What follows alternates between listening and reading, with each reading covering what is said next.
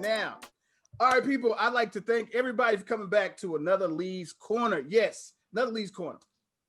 Today we have my friend on Solomon Pratt. He's back again. Welcome, everybody. Give a round of applause, Solomon Pratt. There we go. I'll put the clap track in later.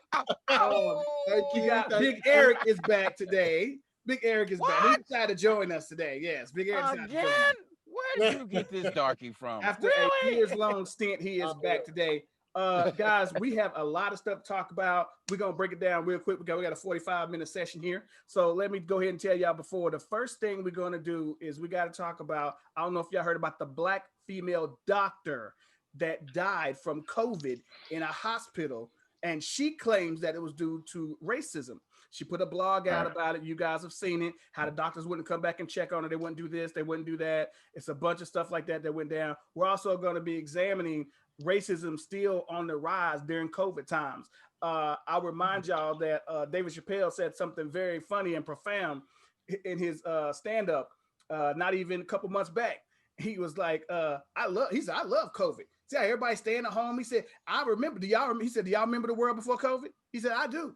Yeah. He said we was having shootings every other day. Mass shootings, this, that, and the other. He said, I'm glad we got COVID. Keep these crazy ass white people in the house. I said, there you go. Right. Makes sense. Crazy ass at the house. Makes sense. But look, the thing is, the crazies are coming out. Yes, the crazies are coming out. Look, we got. I'm gonna try to put it in post for you guys. People going to gas stations and calling black folks niggas and getting beat up by the so-called niggas. And you got a bombing in Tennessee that just happened. I know y'all heard about that. People going back to their usual selves. COVID. Yeah, well, you get well, COVID. I'm sorry, Mr. Bumgarner, but they're just stir crazy. It's cabin fever. Eric, really, it's just how about it being just crazy ass white folks? Eric, have you noticed that? Have you noticed that? When white people can't do anything, all kinds of excuses. When they get upset or they do something stupid, well, you know, COVID brings on a certain anxiety, and it just brings out an anxiety. Really? But if it's black people acting out, well, you know, those niggas are like animals. They can't. We got to keep them. I have to assign a white person to every black person to keep them in check because they're just out of control, and I just don't know what to do with them. Right. Hey, you darky, get over here, get off that tree. Exactly. And I'm just thinking, white folks are just saying again. For all the listeners, do not misunderstand me. I don't hate. I'm not going to give you that bit. I'm just not going to give you that position because that takes effort that nobody give. But I know bullshit when I see it, and everybody ain't crazy. And I didn't just get here; I've been here. So you can tell that nonsense. Well, you know, racism. I don't. A buddy of mine said to me, "We had a racist. We had a black president." I said, "Listen, you got a black man in the White House. Is that supposed to be news?" Right. You've had black folks in White Houses since 1519. Hell, you even had them in your bed, Thomas Jefferson. You had them in your house. You had them fix your food. You had them birth your babies. Well, when is black people in a White House supposed to make everything okay? Don't give a fuck. We had a nigga in the house sitting in the house for 8 years, farting in that leather chair in the Oval Office for 8 years. What did he do for Negroes? Right. Cricket. Okay, so like I tell black people, listen, he got one vote out of me, and I ain't voted since. Fuck America. It goes like that. Hold this. I got another one on me someplace. America. Hang on. I got another one. Here's another one. Hold these two for me. I got another. Honey, you got one in the back seat. I got a couple. Oh my goodness. I have to ask y'all this though. Let me ask you a question.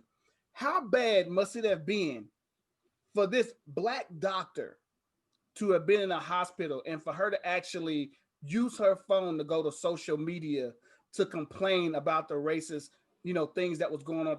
I mean, for them not to be coming back to her, checking on her, giving her the test, she's telling them what to do. And then the doctor's going to come out and say she died. Well, we're going to give this a look over. And I don't think our guys did anything wrong. Now, they might not have been the nicest to her, but I don't think they did anything wrong. I'm like, of course they didn't do anything wrong because she made sure they did everything right. But the fact that she shouldn't have had to. She was sick. Benign neglect. Listen, we had this talk. Exactly. We had this talk. Here's the problem. Here's the problem, if I can explain it a little more. One of the many. Here's the deal. Like I said to Mr. Bumgarner, our host, a while ago.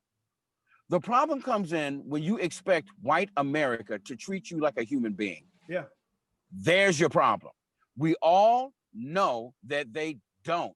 Dred Scott, see Dred Scott. Okay. There should be no excessive this. They can't be a that. You can't treat that. Well, everything that it says, the Constitution says you shouldn't do, they do to us. Okay, and all that shit. When is it that we keep trying to appeal to some shit that white folks don't have? I don't give a name it. We keep trying to appeal to something that they clearly do not have. Compassion, understanding, a moral core. They know what it is, but they have a hard time implementing it. They have a hard time practicing it.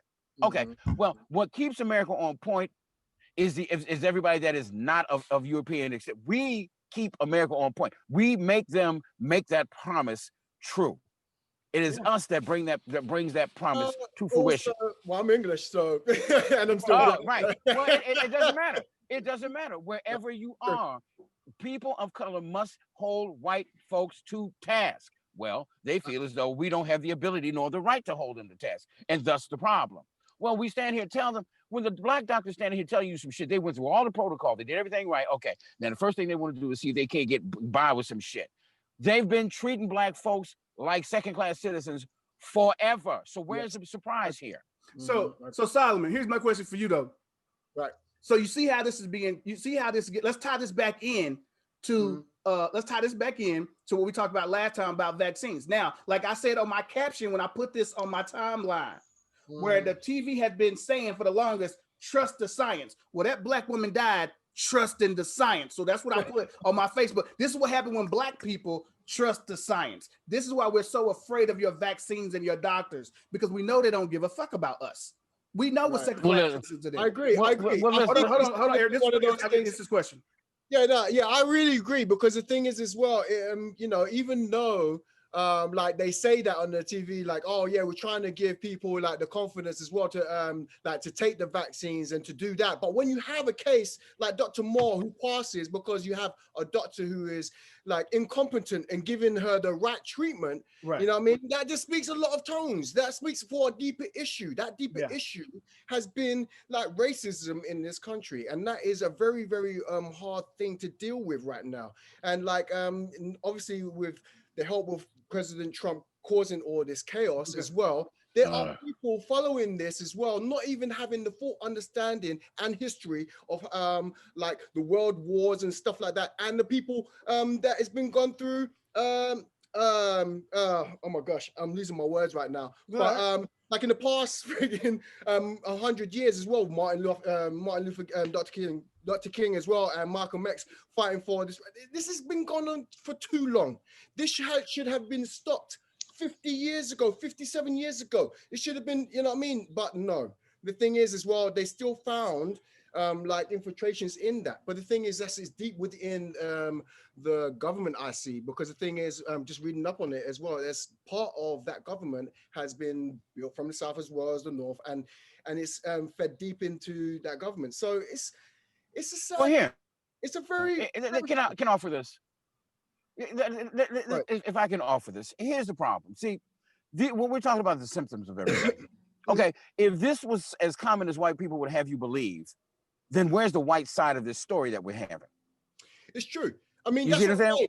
Where's the other side of this story if it is as common as your, let's just use the word government, as your government would have you believe? Where is the balance on the, okay, then that's the case. How is it that whenever some shit goes wrong with whatever your government is doing, it's always pivotal on the backs of the poor?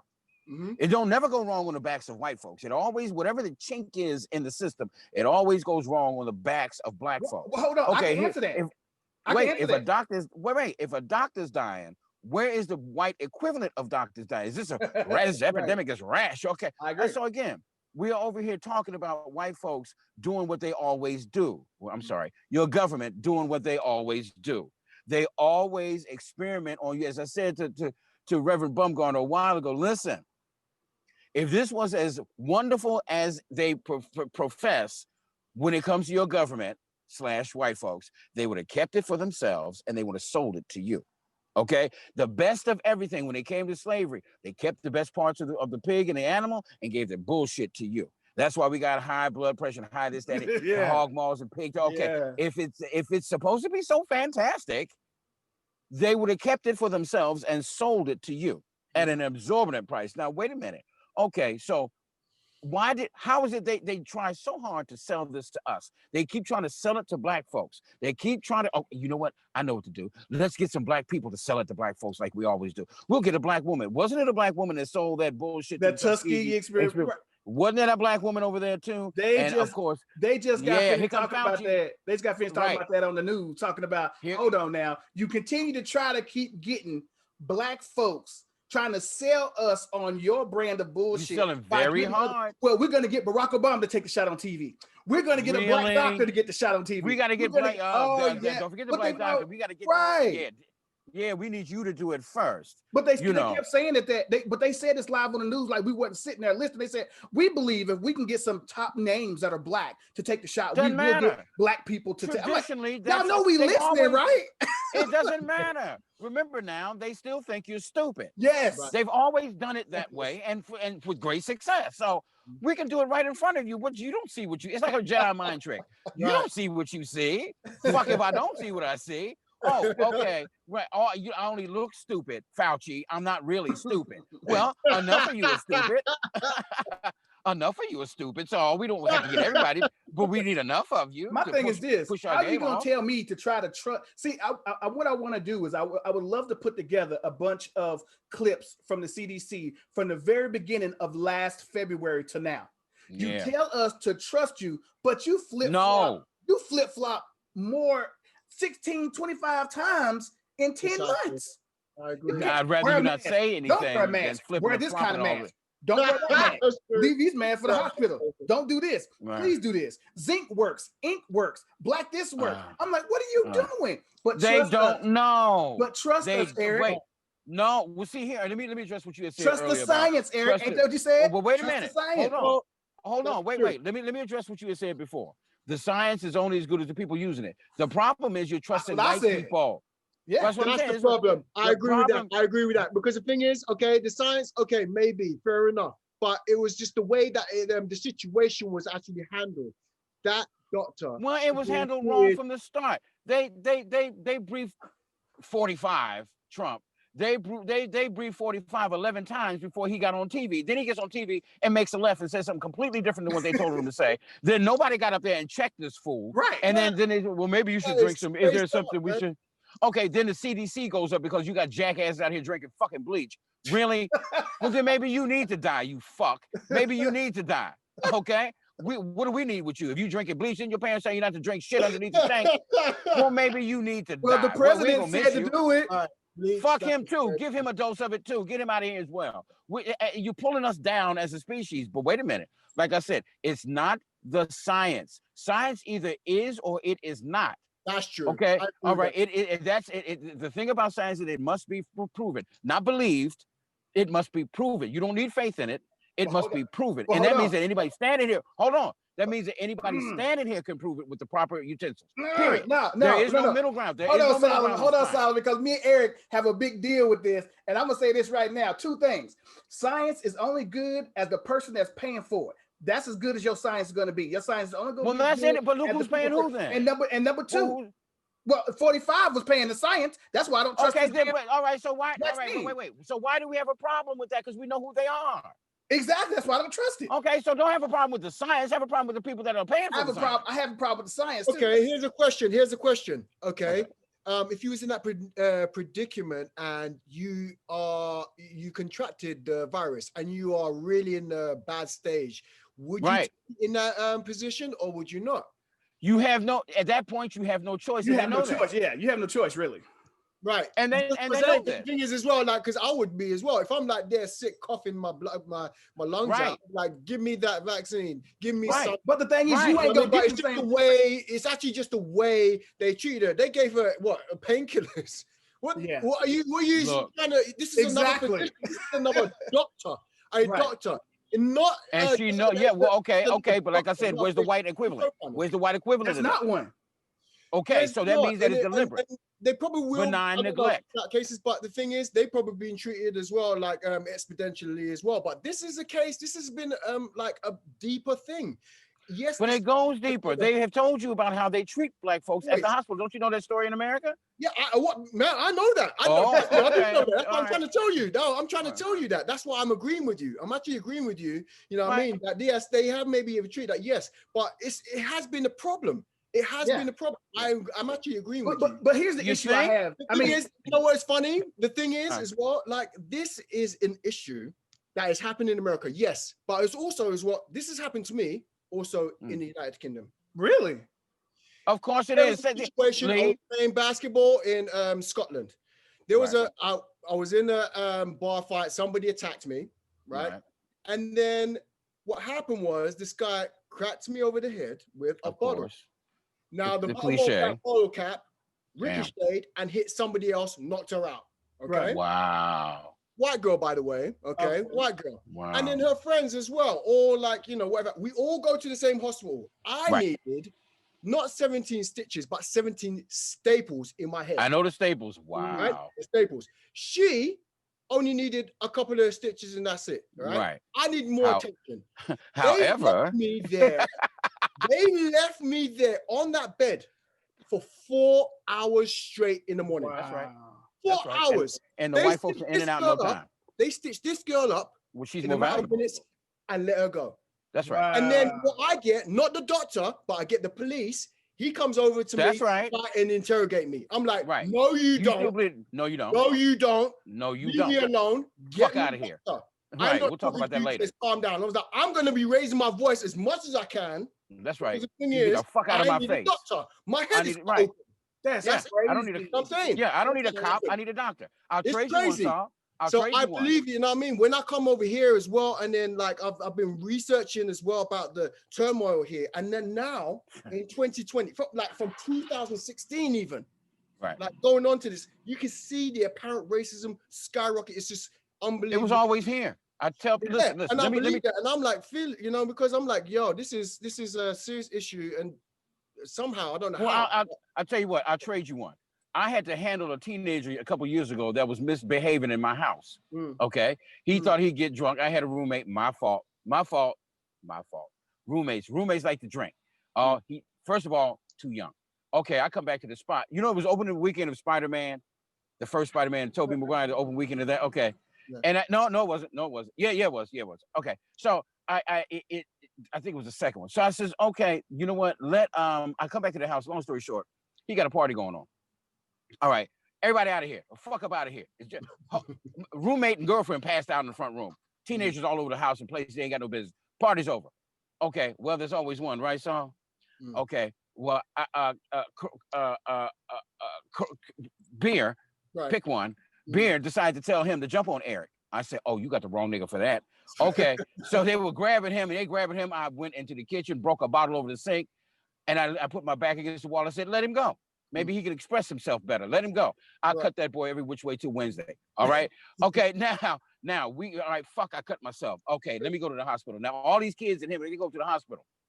Fast forward. I'm sitting in the lobby on you know, just sitting there looking like a little prince. And the cop says it's a flurry. Parents and children all the way. Okay. Cop comes out. I'm the only black man in there. Cop comes out. Are you the yeah, I am. Okay, fine. They called for me to come in and stitch this thing up. Cop standing here talking to me. Very polite. Very nice, very polite. But why is the cop standing here talking to me? While I said, oh, okay, I'm the villain here. Really? I'm the villain here. You know what? Let me offer you something, Mr. Tom. When you talk about your experience in the UK and Scotland and places like that, over there, those white folks are related to these here. White folks, I agree. Okay. I agree. I know. They're first to these. So the experience is the same there as it is here. I don't make a difference because they don't make a difference. They don't go, well, we're British, we ain't gonna treat niggas this way. Oh, we're Americans. Well, you know what? Those white people are related to these, their cousins. Oh, I know. Okay, so the bullshit is rife there. And here now they play the game between both polars. Who's gonna do what and how long and for what, and we're gonna step it down and pull it back and what we're gonna write down and blah, blah, blah. I've talked to several girls that were white from England and different parts of the UK, and we don't have racism like that, really. We don't, not like America. I'm like, they're full of shit. There was an incident in England as well years back when I was actually in high school, before I actually came over here, and it was all over the news. There was called the National Front. they literally killed a black kid out on the street, and then it made public news. Wow. There is racism there, and then people don't really talk about it. It's not as much as it is here. I agree with that kind of part, but still, it's still there. It's still apparent. Well, listen. Well, let me offer you this. You know what? Here's one more. I just watched a YouTube clip, right? Of there was this guy on the tube, okay, talking about black people this, black people that. I can't remember which clip it is, but these two boys just walking off the. It was kind of related to what your video was about, that, you know, kid saying nigga, nigga this, nigga that. Right. He was trying to be funny, making a joke about it. That one? The guy that was walking to people trying to make a joke about it, talking about nigga. Yeah, because he was trying to. This guy was on the tube, and then he had glasses. He was trying to do this in his face or whatever have you, and then all of a sudden got knocked out. And then all the rest of them was like, shame, because the thing is, now time is changed. Yeah, it ain't the same. Is enough. Yeah, that's it. Well, enough. Thank you for my. We need that kind of result here. Thank you for my segue. You know, that's why people are reacting and all that kind of stuff. Anyway, exactly. Right. Thank you for my segue into the second part of this situation, which was the videos that we have watched about, even during, like, this is during the COVID time. This ain't 20 years ago. Right now, that's going on with white people still thinking somehow that I'm going to be racist during COVID. Do you know how much pressure people feel on them already being locked down and all this kind of stuff? And you feel the need to go into a store to shit talk to a Negro.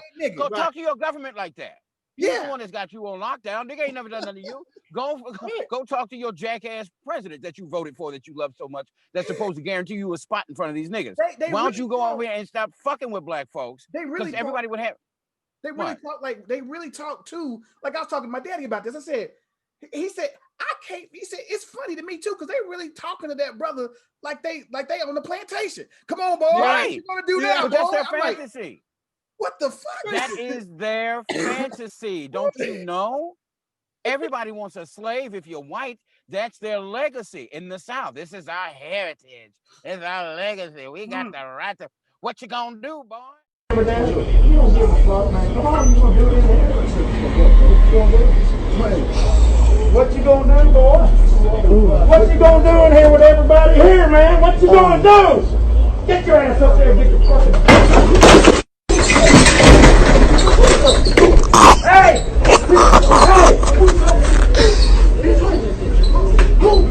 Who? Come on, man. Bitch ass. What? Who? Come on, man. Good, man. Fuck my mama, nigga. Fuck my mama. Fuck your mama, nigga. Fuck your mama. You're gonna pop up. I live on 400 Oxford Avenue, 2 blocks away. And you know what's crazy? You know what's crazy? I'm gonna walk to you. I'm gonna walk right to my house for you, bro. Oh God, I'm not trying to disrespect you, bro. I'm not. I'm gonna say nigga all day, every day. Are you kidding me? Where you from, nigga? Where you from? Where you from? Where the fuck you from? Here, nigga. You from here? Get the fuck out of here. You a clown, nigga. Oh God, you a clown, nigga. You from here? You a clown. What, you gonna smack me with that? Smack me. Smack me. Smack me, nigga. Come on, yeah. Drop it. Oh. Yeah, you got yours, buddy. Call me another fucking nigga. I don't give a fuck. Hey, man, you got Now, listen, I don't know what happened before that video, but we all know what happened during that video. So whatever brought you there, grown-ass white man in your 60s, what the fuck did you think was going to happen? Right. White boy, what did you think was going to happen? You ain't got a video? You ain't got no YouTube? You ain't got no TV? That man had to be in his 60s, late 60s. Yeah. Which means, in a southern accent, which means you remember the Edmund Pettus Bridge in Birmingham. You remember the Klan. He was southern. You know what the bars and stripes. The fuck you think you talking to with that? In this day and age, Trump is going to fucking get you killed. Niggas ain't the same. This ain't your daddy's niggas. All right? These ain't your daddy's niggas anymore. That's the thing as well. These niggas whoop ass. Okay, we just ain't got enough of them. But these niggas whoop ass, and then and the YouTube is rife with that bullshit. Here come another one down. I sent Leader one. This white boy, I'm in the niggas. I said you need to ease up on that. Wait a minute. They act like they don't know what they're saying and what they're doing. Of course you do. You had the whole lexicon of English language to use, but you thought he'd be a nigger. You didn't call him colored. You didn't call him Negro, Afro-American, African-American. You didn't call him none of that. You went straight to nigger. Oh, well, that's a trigger word, and you did it intentionally. Give a fuck how drunk you are. A drunk tongue speaks a sober mind. So guess what? That ass got taxed. I felt so bad for him, but you can't because the boy was a grown ass boy he don't call nobody else nigga. Right. Okay. But Eric, so that's a why good I show point. you what niggas do. That's a very good point that you just made. I want to point that out. I get mad at myself. Solomon, this one to go to you too. I get mad at myself because I want to finish this. I actually feel so bad for myself because I even tell my wife, I can't believe I'm feeling sorry for these motherfuckers. I felt so bad for him, but you can't. When that old man got knocked out, I laughed so hard, but then I felt bad. Right. In the new one, when a white boy came in there trying to be hard, I could only watch it once. He was black. Only watch it once. And he was just like, "What's up, nigga? You know, please, nigga, I'll knock you out, nigga." I'm like, "Oh no, here we go." Don't do that. He said, "Oh, what you doing? Picking up some tea? What you gonna do? To tea? You gonna hit me with the tea?" I was like, "Don't do that." Wow. Thing I heard was, "Wow." That was a white woman had a recorder. It was so. Wow, it was shocking. I could only watch it once because I felt so bad for him. But you know what? You can shit talk as long as you want to, and guess what? There are consequences. Oh, I didn't. I was like, man, good. He deserved it. He should have, because he hit him in his face and dragged him, started beating him, slapped him with a can. Yeah, and then on the floor, he gave him a number of You know what that reminded me of? When Bane and Batman was fighting. He beat that nigga beat Batman's ass on that podium. He sure did. And then he had that mask in his hands. He did. And he dropped only human. Fuck. He beat your ass. Okay, that's what that was about. Shit. There is one that I don't think y'all have seen yet. And it's supposed to be a famous guy, I believe, and his son. Oh. But it was at a hotel. Y'all might have seen it. It's been on Facebook, Instagram. It's about a dude and his son coming down the escalator, and this white woman says that your son stole my phone. Oh, that man, we just came off the elevator. We don't know what you're talking about. My son ain't take nothing from you. You're not leaving with my phone. You're not leaving with my phone. Wow. I'm not letting you. Man, we don't know what you're talking about. Here come the manager. Sir, if we could just check. You don't need to check shit from my son. You checking shit. Oh, yeah. He said, no, law enforcement. You ain't a security guard. Exactly. What are you talking about? You don't get to do that. That's not in your policy. And he said, no. I was just trying to. He said, what you asking me for? I just came off the elevator. He said, no, I was just trying to make this quick and painful. So why are you coming to me? You have to believe her, and to make me feel better. What is this? Get off my screen. I'm still here. Me and Saul's still beautiful. I don't know what you're doing. So anyway, Saul, so like I was saying, let him get his shit right. No, we still see you. That's funny. But I've been in that situation too. In fact, it was in the nation's first mall in Detroit, in the Northland Shopping Center. And I had a couple of security come at me sideways, but this is before I woke up.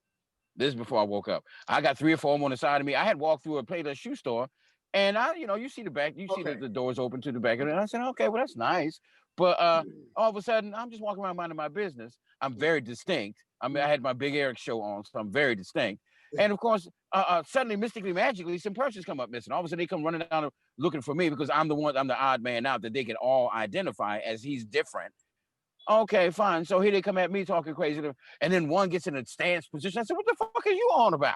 Right. Deputy Dog, what are you on about? Well, they said this and they said that. And I'm like, wow. So before I woke up, so I let them look at okay, so you don't see it. So now what happens? Oh, well, sir, you can, no. Oh, sir, I can what? Here's the thing about America, Saul. It may be the same in the UK as well. I didn't live there very long, but to get involved with that. But the whole idea, when you have to understand in America and how American law works, which is basically based on British law, is like, listen, you can make your accusation. Unless you bring proof, it's just an accusation. Yeah, I know. I don't have to prove I didn't take the purse. You have to prove that I did. But it's not my job to help you prove that, right? But I'd like to amend to that. Hold on, there's more. Hang on, there's more. There's more. Okay. It's not my job to help you do that. If you make the accusation, I assume you had all your ducks in order. I don't care what you think, it's what you can prove. Okay, that's how life goes. But when you're dealing with your government, in order to get us exchanged, in order for there to be a connection, you want to look in my purse, say, for something that I just told you was not there. Okay. And you know it's bullshit because nobody wants to compensate you for that bad idea. Now everything's okay. Hold on, you just inconvenienced me. Okay. See, you have something that you think is missing. You think I have it. I don't have. It's not my. I can't prove a negative song. I can't prove what I don't have. But they think that you can. Right. Oh, so I open up my wallet, my purse, my bag, and it's not there. I told you it wasn't there. Okay, so all this bullshit that they're going back and forth, round and round. So what does that mean to me? Now, my reputation, everything in front of everybody, you can't repair that. Like Warren Buffett said, if you lose some of my money as an investment, we can get that back. But an ounce of reputation, I will fire you on the spot. Reputation is everything. You're also quickly dismissed. If you notice, you're also quickly dismissed. Oh, sure. Oh, going about your business. They don't ask her to prove. Yeah, okay, well, hold on. Where did you? What? How do you know he got it? Nobody asked her a question. Oh, it's nothing to be. And it makes no difference. But it makes no difference if she's black and white. We're talking the rule of thumb here in America. Makes no difference what color you are. The game that they play in order to have an exchange is that okay? Can you open up your purse? And they often do it very badly, like with your mask. People get upset because you got to put your mask on. Hold on, stop barking at me for one. If you came at me differently, sorry, if I could get you. Oh, okay, my bad. But they come at you like you belong to them, like they own you, and they did. Yeah. White folks are all around the city talking about what you need to do and what you need to do. I told you my experience with white folks. I said, look, I don't need a mask. I'm outside, and if I catch anything, I know where I got it from. Okay, I don't need a mask. Okay, well, if you're concerned with my mask, that means that you're not confident with your mask, right? As long as you got yours on, I think we're cool. Well, that's why. Right? See, that's the whole thing I try to tell people all the time. I'll tell people all the time, look, if I'm going into a public place or something of this nature, I will wear a mask because I don't want to get sick. That's something different, right? I don't want to get sick. Right. If I'm walking around my block, I am not wearing a mask because I know how to distance myself from people. If somebody's walking on the sidewalk, I'll step off, walk around, do what I got to do. That's cool. But hold on. I also want to finish my story. I don't know what happened with my computer, but I wanted to finish my story. Right. So the white lady who was looking for her phone, there was a black security guard there, and he was trying to, I think, help the brother to leave. You know, he's like, "You go ahead, I got you." The white woman ran towards. No, he's not leaving with my phone. I tried to grab the brother, and he pushed her down. Oh. Said, "You better get up off me." And you see him. Wait, what did she do? What did she do? She ran up on him like to grab him. Like, you're not leaving with my phone. Oh, wow. She's so sure you got it. Right. He pushed her down, and the camera was on her when she fell, and you should have seen she was like, I'm not used to that. It was all like crazy. And you saw the brother that was who was the security guard, and he like put his hand on her like, "Stay down, bitch." Right. Stay down. And she's like, "No, he's not leaving my phone." He said, "You better stay away from me." And he started walking out the thing. Now, at the bottom of the caption, it said her phone was later found in an Uber. No apology. Oh, wow. You didn't chase him down for that, did you? Oh, I must apologize. Where's that man that I must have? Let me offer you something like this in a situation like that. Take that same scenario and make that woman a cop that was told that you did something, Saul. Okay. Now, take that same situation, and the woman turns out to be a cop, and somebody told her that you had stole their phone. Okay. When white people standing around talking about if you would just simply comply with it, hold on. The problem is we're wrong when we do, and we're wrong when we don't. Philando Castillo, we find we do it the right way. We got all your papers, and we do it the white way, and we get all it. We got all the paperwork. They told me how to do it, but you still get shot in your own car. Okay, no apology, huh? No compensation. You killed that man in the car. He had all these paperwork. Why are you so afraid of black folks and the gun? Listen, if he was going to shoot you, he'd have done it. Nobody's going to stand here and tell you I got a gun and I might shoot you if you get. And that was a Mexican. If he was going, makes no difference. No, I'm just saying. Anybody can be. Well, like I said before, anybody can be a white supremacist. Yeah. You ain't got to be white to be a white supremacist. Definitely. Okay. All you have to do is uphold the status quo of white supremacy, and bingo, like magic. Solomon, that jump was done so fast on Fernando Castillo. If you watch the video, his white partner who was behind the car jumped. Didn't even know that it was jumping off like that. He had to move back. Because he didn't even know his partner was going to shoot him. He's sitting there making sure nobody got out of the back car. He was like, he jumped. I was like, oh. Right. Well, he seemed to be okay. He seemed to be okay with Philando, knowing that Philando had a gun. He seemed to be all right with that. Yeah, he was but again, See, this is the thing that what like D.L. Hughley said, and it's the most profound thing that I think has ever been said on the subject of racism, white supremacy. He said the most dangerous place for black people to live is in the imagination of white people, of what you think black folks are going to do. Okay, if we was going to do that, and the problem with it, like Dr. Henry Clark said, black people can do anything they want to, as long as they keep their mouths shut. Right.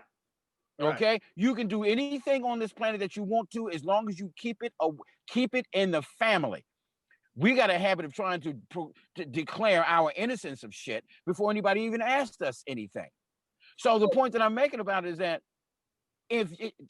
I'm damned if I'm fucked if I do, and I'm fucked if I don't.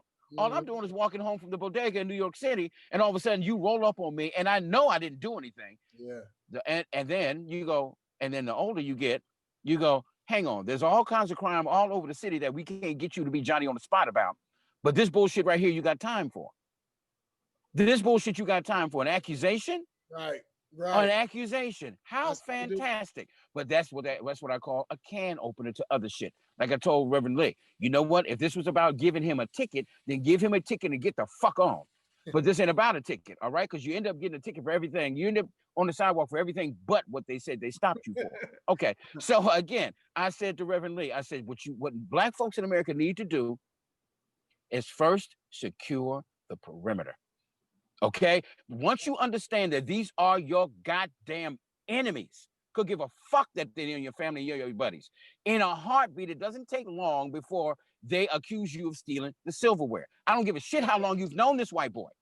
Okay, it is irrelevant because they revert back to racism because they were taught that. Now, simultaneously, black folks resort and revert back to submissive because we were taught that. I told Lee, it don't take 400 years for niggas to get off their ass. 40 to 50 million of you, get off your ass, stand up to be the man that you came to this planet to be, and make sure you tax white boy's ass every time he gets out of pocket. Well, that's the thing as well, because a lot of black people here, like they are pretty much imprisoned in their mind. That's what Martin Luther King said. That's the whole game. Right now is you being mentally fucked. That's the whole game. Mental intimidation. Did you see the one lady that was talking about the black woman? They raided this black woman's house. They had the wrong house. This woman's butt naked in the living room. Stood there, and then she told her husband to shut up. Wow, I didn't see it. I didn't watch it because my mind already. I already know. But hold on, they stood there. I forget how much time. Way past the time you should have covered that woman up. About 30 minutes. The name of this game is humiliation, mental, emotional, psychological terrorism, and they know it. What? So they go from cops shooting you in the street to fucking you mentally. And eventually you'll fuck yourselves, if not each other. You stay in the same position and you go round and round and round. Connotative linguistics. You go round and round and round. So it'll perpetuate itself. We ain't got to do no more as white folks. Well, we have them fuck each other. They're continuing, like I said, the thing that they did back in the 40s, 30s, and before. I mean, look at the movie. What you just said is exactly like the movie Crash. When they pulled over that, I love Crash. When they pulled over that, I love Crash. He happened to be a director. His wife was out there. They got him out there, and he was putting his hands all up his wife's dress, looking at all that, looking at the brother like, "What you gonna do? What you gonna do?" And the wife's looking at him like, "You better handle this." What like, you gonna do? Right? Like what you gonna do? Right? Like I'm gonna get shot. Right. And, but you gotta understand. Once he gets shot, she gonna be like, "Oh, you shouldn't have shut up, bitch. You don't want to tell me to do this shit. You gonna get right." She's looking at him like, "What are you gonna?" Well, she was cracked anyway. But the whole idea is that I saw it again in the recent HBO film. I think it's HBO, it might be Netflix, called Penny Dreadful, City of Angels. And they were showing, this is back in 1938, and it was showing over here in Boyle Heights, down going towards Silver Lake, that right Dodger Stadium, that little area. There was a crooked Irish cop. Okay, now he was fucking with this Mexican family that lived up there, Chavez Ravine, which is now Dodger Stadium. And this crooked Irish cop caught their younger sister coming home from school with their younger brother. Younger brother's on the edge of being a gang member, being a good boy anyway. But when the cop came, they were looking for another one of his brothers. Cop came to the house and they were both going in the house through the front gate. Stop these two against the gate. He's going to pat down this 16-year-old girl, and he's looking at the brother.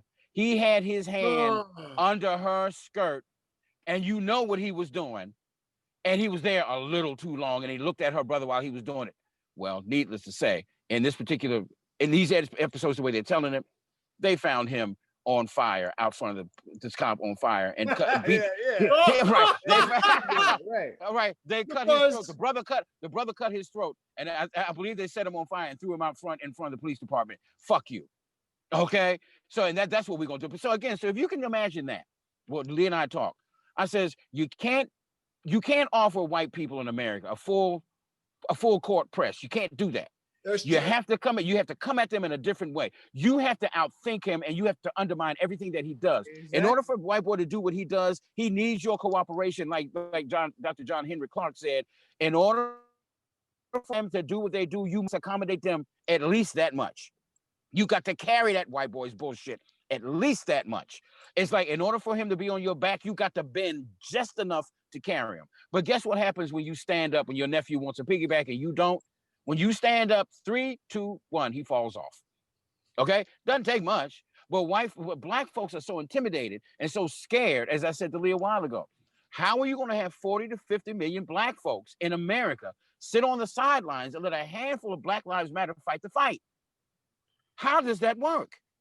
Well, I think after this in the 2020 now, I think now things will change because this is just a wake-up call. I mean, I'm hoping as well. Well, I like to see okay. Well, the alarm is will like pretty much because they're a little bit more different.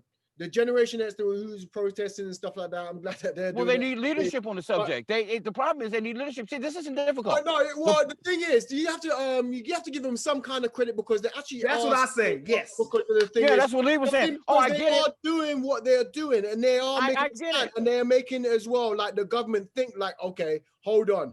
Like, we're going to stand out there or whatever. We're going to try and use the military and whatever have you. But I was like, what are you going to do? You're going to fire on all of these kids? These are children.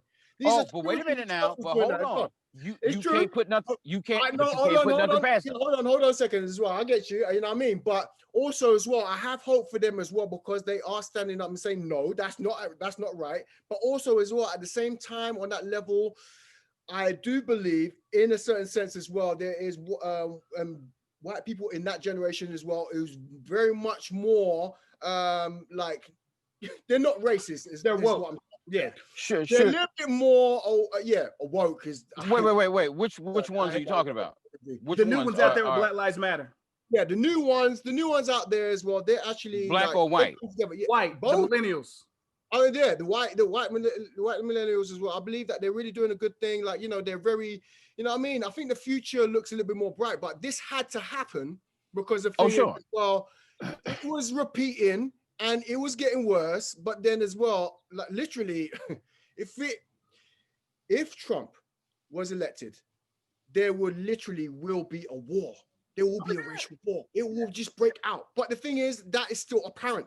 This guy Trump is still trying to open up Apprentice and stuff like that, trying to have a, you know what I mean? He still has half the country in his pocket. Yeah, but America, there's younger people, black and white alike, who just doesn't give a damn about what the government is doing, and they just want to get along and they just want to live their lives, and that's what I have hope for as well. That they, they're onto bigger and better things, hoping that this ignorance of this country as well will learn a little bit better and then guide the rest. Because you're more optimistic about it than I am because I've seen too much in this regard. Well, as I was telling Leah, I said I was born in Birmingham, and that was it. But in my lifetime, there were black and white water fountains. In my lifetime, there were sickened dogs in Edmund Pettus Bridge and hoses and marching and praying and white folks on the sideline being protected by cops while they're throwing rocks at Negroes. Right, and that's hard. Listen, the frustration that I have, Lee and I talk, the frustration that I have is that there are rules to engage. What black folks must first understand is that you are at war, whether you believe it or not, with these white folks. And I said, every time they come at us rat packing us in a military style, and they come at us first. That is a tactic of war. So you must understand that you are being assaulted, you are under attack, and you are also a kidnapped victim. So there are rules to this. If you're trying to get from under that, there are rules to this. There is a guideline to this that you must understand, as I said to Lee before. First, you secure the perimeter, okay, which requires leadership. Everybody in BLM should be. I said, is there 3,000 coast to coast? You don't know who the leader is, but there must be leadership. Now, you don't want anything obvious as MLK or Malcolm X because we are all Spartacus, right? Exactly. Any of us can do this at any given time, all right? This can jump off like a sleeper cell at any given time. So while I applaud the BLM, it's not over yet, because you don't want them to fall asleep like we did 50 years ago after MLK's assassination. That didn't solve a goddamn thing. We're still having the same conversation as we did 60 years ago when my parents were dealing with this bullshit, because they were asking for and expecting different things. Right. Okay, so therefore the language is different. They weren't as savvy. They were smart, but not as savvy about how white boy plays the word game. So it's kind of like when cops start up, when they want to tell their story about on the news report about, they use very expensive words and they stumble through them because that's not how they talk. Well, the suspect in the vehicle, and I did apprehend. Oh, well, wait a minute. He was that nigga you was bouncing off the trunk of he was that nigga with the big head that you was just not too long ago. Why did the language change? Because they're trying to talk you into some situation, okay, using professional $2 words. You don't even talk like that, and that's not who you are. So as I said to Leah before, you don't reform the police department in America. You replace it. Okay, you don't reform. That's like trying to reform a racist thing to do, isn't it? Though, would you say? Well, no, it's not. But look, America will tell you about can do all damn day. We got the can do spirit. Yes, we can. Hope a lot. Okay, something so simple as racism, white supremacy, because it don't take much. It's largely mental. You ain't no chains on you. It's largely mental. And if I can terrorize you into doing these things, you'll do it to yourself and feed that bullshit generationally down. Well, here, check this out. This is hold on. This is the one thing. This is the one thing that I have on that. I will say this. I'm Eric knows. I'm like you, Solomon. I'm very much an optimist on this situation, and I think that we have to keep pushing to make this happen. I think overall, like I said before, I'm a big history buff, and what I have realized, like I've told Eric before, in the long when you take that long view, you will realize in this world, everybody has went their ups and our downs. The Western world caught Africa in their downward trend. That's how they ran with us. Sure. Did what they did with us, gang raped us and everything else. Now everybody believes in just 400 plain years of you not being near your people, you having all that cut off, who you are as a person, being grown up in a different country as just a nigga, not knowing the greatness of yourself, but just as a nigga. They think in 400 years, you were supposed to come back and conquer the world of a white man who's been taking all this time making the Western world and making your 4 million people or 40 million people forget who you are and lie to you about your culture and everything else. We're supposed to all of a sudden be like, build statues to ourselves in 400 years. I'm glad we're doing what the fuck we doing in 400 years. Most other people, most other cultures probably would have died out from what we've been through. That's one thing. Number two, Black Lives Matter, I believe, is going to be the next huge wave that can't be stopped, because what we talked about before, Martin Luther King said the same thing. This ain't about killing or murdering people. This is about changing minds. The way you enlighten and open people's minds, that's how you win. Jane Elliott said the same thing. All white people were born racist. They were indoctrinated into it. That's all they know. That's why they're white. That's why their white privilege is so high. They can't understand things. But she said you can change them by getting to their minds. And that's what I've been trying to tell Eric. Changing minds is what this is all about. When you saw them white people out there, their minds have been changed. Did you see that getting their asses whooped too, Solomon, on news this summer? Of course I did. I mean, every single time it made me sick. They was getting their Well, let me offer this. Let me offer the counterpoint. As I said to Reverend Lee a while ago, we don't have time. I'm not here to convince you I didn't have to convince you you liked ice cream, did you? You tried it and you liked it. We Black folks, we don't have time for that. We have homework to do. Before we start changing other people's minds, you got to change your own mind, because the majority of what you see Black folks do, we do to ourselves. I agree. Because of the conditioning. You follow me? Now, what Black Lives Matter is doing is fantastic, outstanding, but that's going to take time that we no longer have. The white folks that you saw, they're getting their asses whooped, like Jane Elliott said. If you are not a racist in white America, you weren't paying attention. It's not that somebody changed their mind as white people. They weren't paying attention. It's not 100% of all people, white folks in America, is racist, but it is enough to give you backache. It is enough to maintain Jim Crow. It ain't all white folks, but it is enough to give you racism. It is enough. They reached a critical mass to make their game work. We have not. So we can't give them the energy that it would take us to fix ours. Don't give him energy to change his. Change yours. But that's what we're doing. Change yours. That's what we're doing. Wait a minute. But like I said, yeah, that's exactly. But again, in order to do that and succeed, you need leadership. In order to do that and succeed, secure the perimeter. In order to do that to succeed, you need your own media. There are rules to this. In order to do, see, we are scattershot and emotional is what we're about, because what they do to us is very emotional. It's not physical anymore. There's no change on us. Oh, they shoot the odd nigga on TV though, but that's not what's keeping black folks down. What's keeping black folks down is here. Yeah. You see how they train. You see how they train dogs. You see how they train dogs. After a while, you can take the chain off of him, and he's still standing next to that tree. There ain't no chain on him, but that's all he knows. See, black folks, if you want to change your mind, it starts here, not over there. Black folks have homework to do, not over there. We have to change our thinking about this. It's not over there. We have to secure the perimeter. In closing statements, what you got? I do believe actually, the Black nation is actually changing, because this now in the time of technology, and it allows people to see exactly what's going on and get their own accounts about what's going on. I believe, you know what I mean?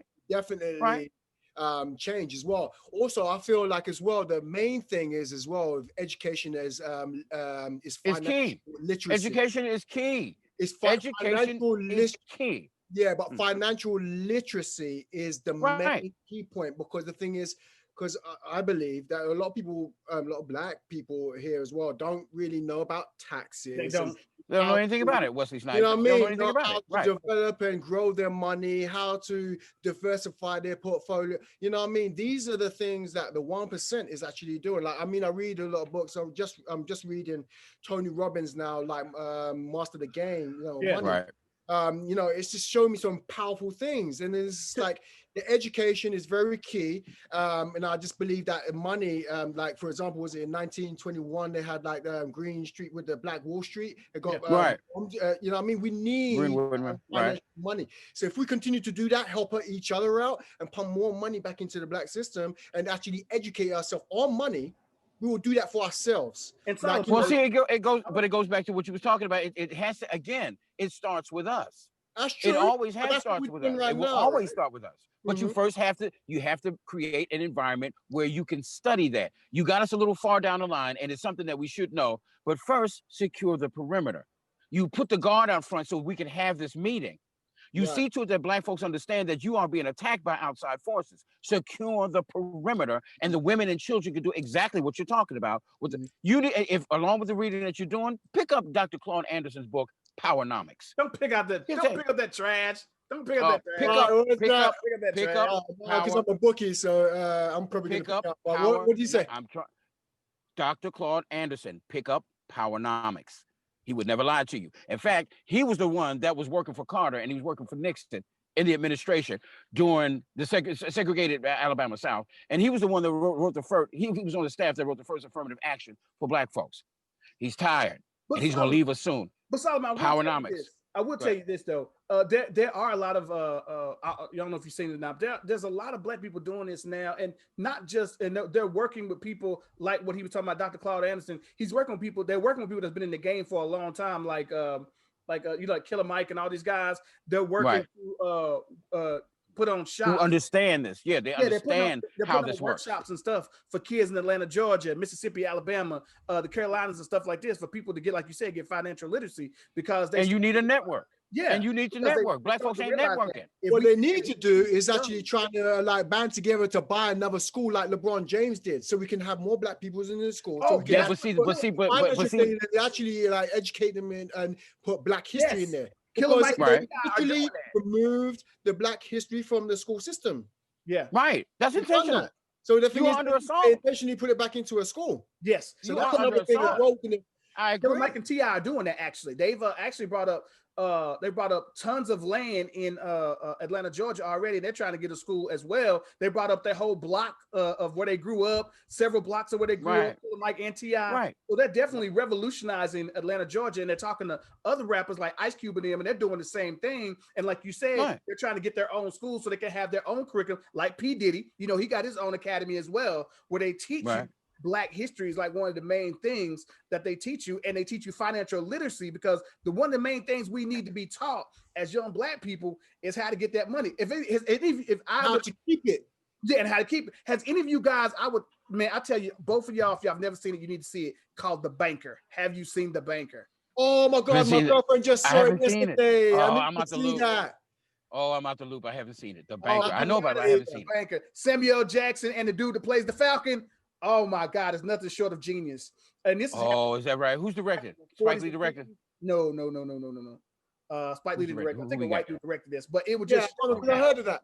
Huh? Right. I heard of the movie, but I haven't seen it. Showing how I haven't seen it. The black dude that was played by the Falcon, how he was trying to buy a lot of these places in the South, but they wouldn't sell to him. They wouldn't let him.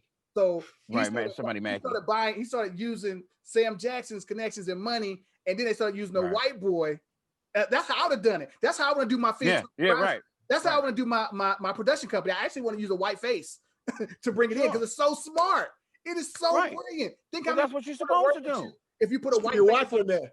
Sure. I thought about that too. Yes. I thought about that. A white woman, she'll break down all the defenses. Let a little blonde blue I want to work with y'all. Yeah. It was brilliant.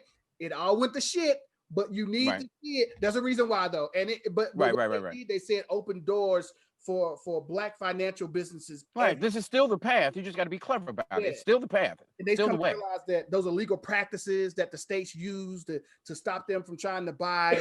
Right. Until of course you do it, then all of a sudden it's illegal.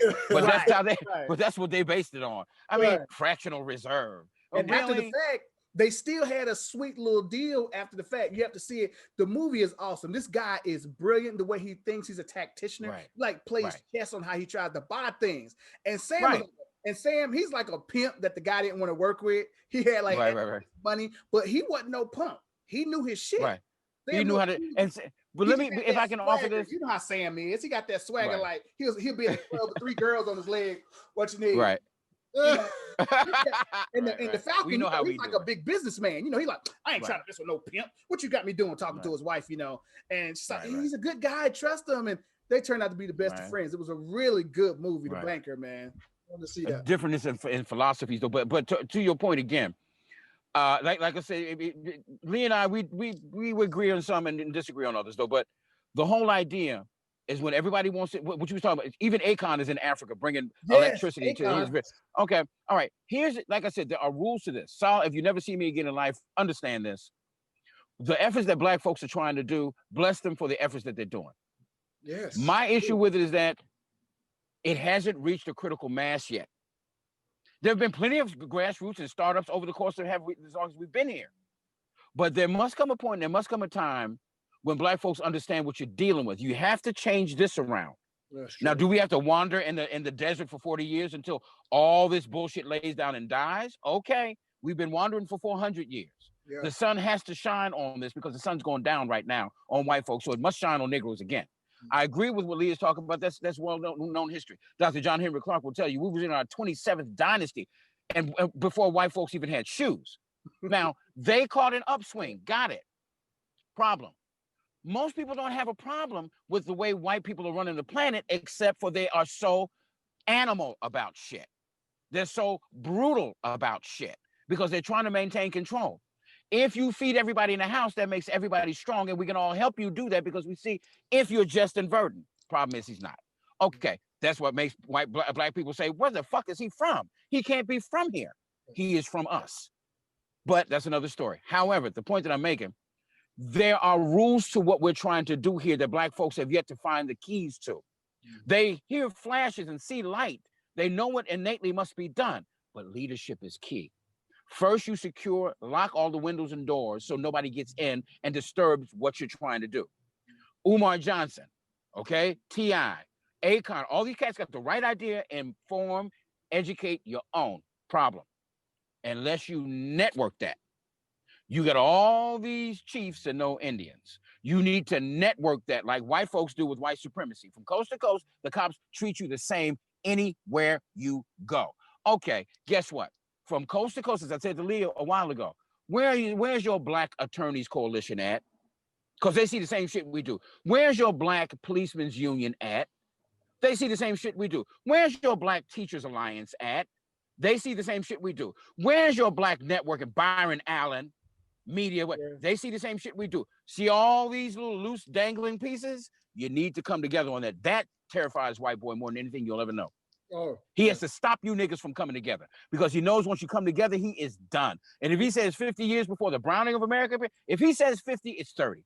Yeah, it's less Okay, than that. Yeah, it's 30, less than 30. Okay, it's 30. It's I at least would like half of that. to tell all my people here, we're gonna close this out really quick. I would like to thank my guest, Mr. Solomon Pratt. And Thank you, Mr. Solomon Pratt. Thank you for having us. Thank you. Big Eric Steed for joining us today. We had a very Thank you, for. We've been picked up for another season. Give you all another hand. We've been picked up. It's a wonderful thing. Guys, please join us and come back with us on Lee's Corner, where we talk about the things you want to talk about. All right, people, we're gonna make this. We're gonna come back and do this again real soon. Yes, Eric, we will. Yes, we will. Thank you for having me. Thank you, and I will get with you soon. Appreciate that. Thank you for having me. Right on.